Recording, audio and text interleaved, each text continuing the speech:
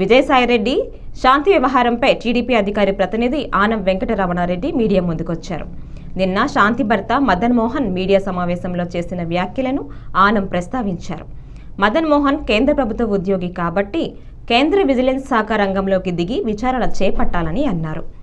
మదన్ మోహన్ హైదరాబాద్లో విజయసాయి ఇంటికి వెళ్లాడా లేదా, అక్కడి నుంచి వైజాగ్ వచ్చాడా లేదా అనే దానిపై గూగుల్ టేకౌట్ చేయాలని డిమాండ్ చేశారు.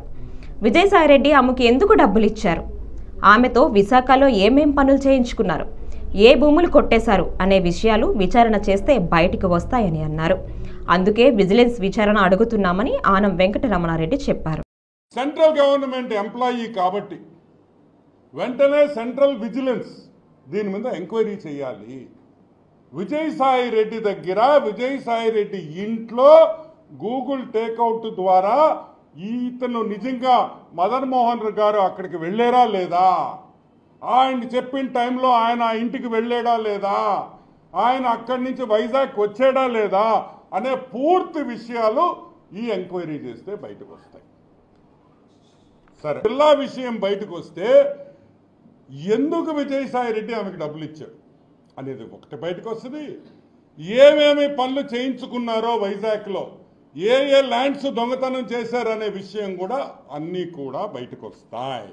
సో వెంటనే దీని మీద మనం విజిలెన్స్ ఎంక్వైరీ మనం అడుగుతున్నాం.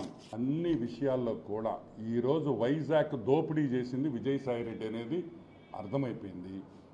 1,60,00,000 ఇచ్చిన ఒక మెంబర్ ఆఫ్ పార్లమెంట్, చెప్తుండేది ఒక సెంట్రల్ గవర్నమెంట్ ఎంప్లాయీ, ఒక మెంబర్ ఆఫ్ పార్లమెంటు 1,60,00,000 రూపాయలు ఒక సెంట్రల్ గవర్నమెంట్ ఎంప్లాయీకి ఇచ్చాడంటే అతను వెంటనే అరెస్ట్ చేయాలి. సిబిఐ ఎంక్వైరీ అడుగుతున్నాం.